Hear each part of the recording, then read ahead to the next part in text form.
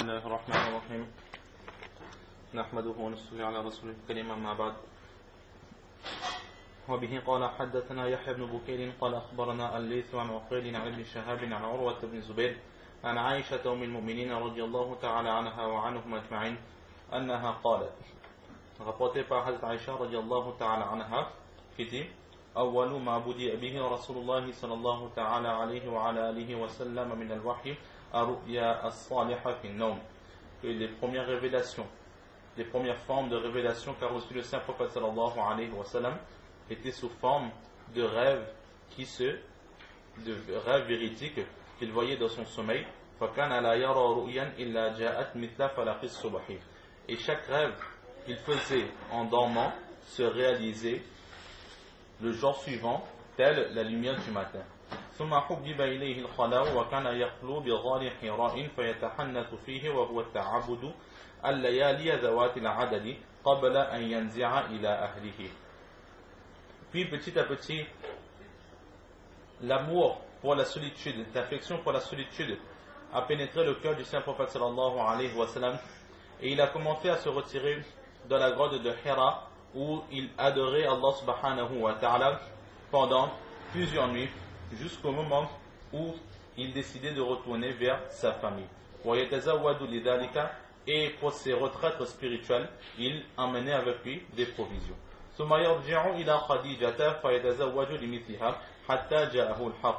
Puis il restait auprès de son épouse Khadija radiallahu ta'ala anha et de nouveau faisait des provisions pour repartir vers cette grotte de Hira jusqu'au moment où la vérité lui est parvenue. Alors qu'il était toujours dans cette grotte de Hira. Et comment est-ce que la vérité lui est arrivée? L'ange est venu auprès du saint prophète sallallahu alayhi wa sallam. Il dit Iqara, lis. Le saint prophète sallallahu alayhi wa sallam de répondre je ne sais pas lire. Là le prophète sallallahu alayhi wa sallam de dire que l'ange m'a pris, il m'a serré contre lui jusqu'à ce que je perde mes forces. Puis me lâcha. Et me dit lis. Alors je répondais de nouveau que je ne savais pas lire. Alors de nouveau il m'a pris, il m'a serré une seconde fois jusqu'à ce que je sente la douleur et il m'a relâché. De nouveau il me dit lis. Et de nouveau je dis que je ne savais pas lire.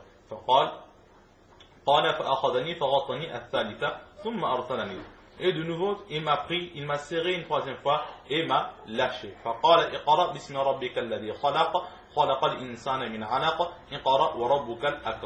Ensuite, l'ange me lâche, il me dit lis ces versets. Lis au nom de ton Seigneur, celui qui t'a créé, qui a créé l'être humain d'une goutte de sang impur. Lis par le nom de ton Seigneur, qui est le plus généreux, le tout miséricordieux. Donc la dernière fois, nous nous étions arrêtés à ce niveau du hadith, et donc nous avions vu que Hazrat Jibril alayhi salatu wa salam, il avait pris par 3 fois le saint prophète sallallahu alayhi wa sallam, il avait serré contre lui. Alors nous avions vu la sagesse qui se cachait dans le fait de prendre le saint prophète sallallahu alayhi wa sallam et de le serrer contre lui. C'était pour enlever toutes les pensées mondaines du cœur du saint prophète sallallahu alayhi wa sallam et que le prophète puisse mettre toute son attention dans ce qu'il allait recevoir. Ou encore c'était tout simplement pour lui montrer que ce que à présent tu vas recevoir, ce n'est pas quelque chose de simple, ce n'est pas quelque chose de banal, mais c'est une très très grosse responsabilité que tu es en train de recevoir. Exactement comme lorsque je te serre, tu ressens de la douleur. Alors lorsque le Coran aussi te sera révélé, ce sera quelque chose de très lourd et une très très grosse responsabilité qui va maintenant peser sur tes épaules. Ou encore on avait dit que on avait mis, c'était une épreuve pour le saint prophète sallallahu alayhi wa sallam pour voir que est-ce que de la souffrance, de la douleur, il se permettait de parler de son propre chef Et nous avons vu qu'à chaque fois il répétait Ma'ana biqari'in, je ne sais pas lire. Il a refusé de parler de lui-même. Il a attendu les paroles qu'Allah subhanahu wa ta'ala allait lui enseigner. C'était une preuve pour nous que le prophète sallallahu alayhi wa sallam n'a rien dit de lui-même, mais tout ce qu'il a dit, in huwa illa wahyun yuha, ne vient que d'Allah subhanahu wa ta'ala. Ou encore on avait dit que c'était tout simplement pour montrer au prophète sallallahu alayhi wa sallam qu'il ne pouvait pas lire. Il n'avait pas cette aptitude. Tout ce qu'il faisait ne venait que de la puissance et de la bonté d'Allah subhanahu wa ta'ala sur nous. Ou encore c'était pour lui montrer qu'il n'était pas dans un rêve, mais que c'était la réalité. Nous avions déjà expliqué cela la dernière fois. Et aussi, une autre réponse, c'était tout simplement pour le rapprocher, pour créer un lien spécial entre lui et son créateur. Donc ça c'était un peu les sagesses qui étaient expliquées quant au fait de prendre le saint prophète sallallahu alayhi wa sallam. Mais à présent la question se pose, pourquoi est-ce que l'ange d'Ibrahim alayhi salatu wa sallam, il a répété ce geste par 3 fois? En prenant une seule fois, alors cela pouvait aussi, les sagesses que nous avons vues à l'instant, cela pouvait aussi se faire. Mais pourquoi est-ce qu'il a fallu que l'ange d'Ibrahim alayhi salatu wa sallam prenne le saint prophète sallallahu alayhi wa sallam par 3 fois? Alors, là, les commentateurs de hadith nous donnent cette explication que la première fois que Hazrat Jibril alayhi salatu wa sallam, il a serré le prophète d'Allah sallallahu alayhi wa sallam contre lui, c'était pour enlever du cœur du prophète toutes les pensées mondaines. Et les 2 autres fois, c'était toujours de ce même but, mais pour une purification plus profonde. Une seconde réponse qui est donnée, c'est donc la première fois pour enlever tout ce qui n'est pas Allah subhanahu wa ta'ala du cœur du saint prophète sallallahu alayhi wa sallam, pour purifier son cœur de tout ce qui est mondain. Ensuite, la seconde fois, c'est tout simplement pour l'inciter à donner une attention totale et complète à ce que l'ange va lui dire.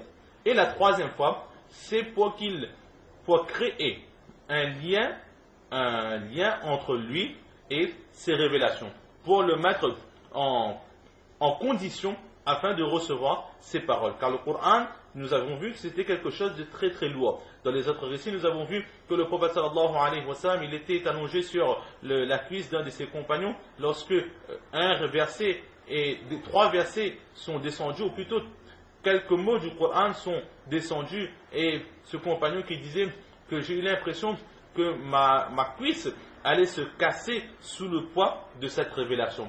Ou bien même le prophète sallallahu alayhi wa sallam qui était sur une chamelle, et la chamelle était obligée de s'asseoir tellement les paroles d'Allah subhanahu wa ta'ala qui étaient révélées à cet instant-là étaient lourdes que cette chamelle ne pouvait supporter. Donc lorsqu'il y a ces révélations, il y a vraiment un poids énorme qui s'abat, qui descend sur le prophète d'Allah sallallahu alayhi wa sallam. Alors c'est pour lui entraîner, pour entraîner le saint prophète sallallahu alayhi wa sallam à supporter ce poids.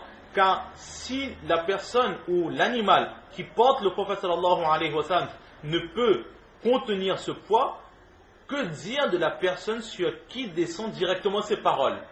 En apparence, on pourrait croire que ce corps-là, le corps du saint prophète sallallahu alayhi wa sallam, il devrait exploser en 1000 morceaux, tellement le wahi est lourd. Alors c'est un entraînement pour l'entraîner physiquement à comporter, à porter ce poids, les paroles d'Allah subhanahu wa ta'ala, sans que physiquement il n'ait de séquelles. C'est pour cela que la troisième fois, Hazrat Jibril l'a serré contre lui, c'était pour le préparer physiquement.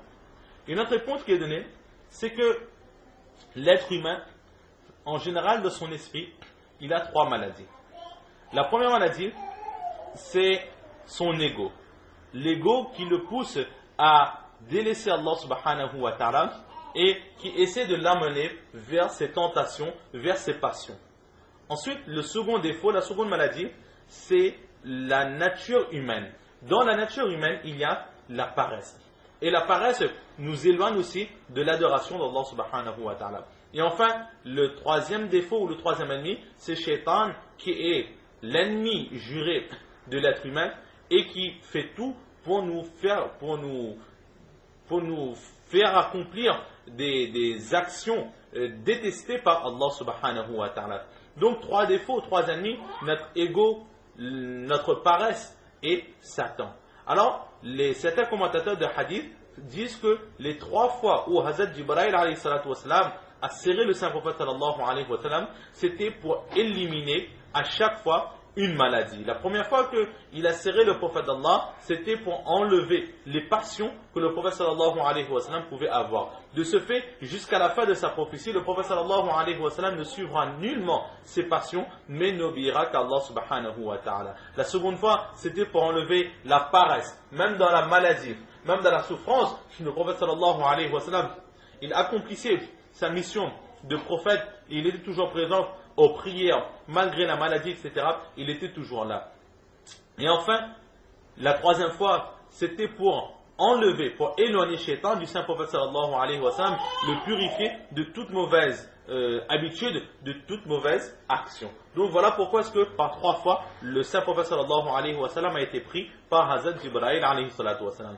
Et notre réponse qui est donnée, c'est tout simplement pour montrer au Saint-Prophète sallallahu alayhi wa sallam qu'exactement comme à ce moment nous t'avons pris par 3 fois, nous t'avons serré et tu as ressenti des souffrances, alors en 3 moments de ta vie aussi, tu auras 3 difficultés. Ou que constamment tu devras faire face à 3 problèmes. Le premier problème, c'est que les gens que tu fréquentes et à qui tu donneras la bonne nouvelle de l'islam, ces personnes ne te croiront pas et te contrediront et te traiteront de menteur. Le second problème, c'est que les gens qui aujourd'hui sont tes amis, qui te respectent, ces personnes deviendront tes ennemis. Et enfin, la 3e, c'est que les personnes que aujourd'hui tu fréquentes et que lorsque tu donneras la bonne nouvelle de l'islam, ces personnes non seulement ils se rempliront d'animosité contre toi, mais voudront aussi te tuer. Et c'est ce qui s'est passé au moment de l'hégire. Les Mécois, les habitants de Makkah, avaient assiégé la maison du Saint-Prophète sallallahu alayhi wa sallam dans le but d'assassiner le prophète d'Allah sallallahu alayhi wa sallam. Donc, à 3 reprises, il a été pris par Hazrat Jibril alayhi salatu wa sallam pour lui avertir qu'il aura à faire face à ces 3 situations. Être constamment contredit par les ennemis de l'islam, être détesté par les non-musulmans, et aussi être constamment sous la menace d'un assassinat contre lui. Ou encore, d'autres personnes disent qu'il était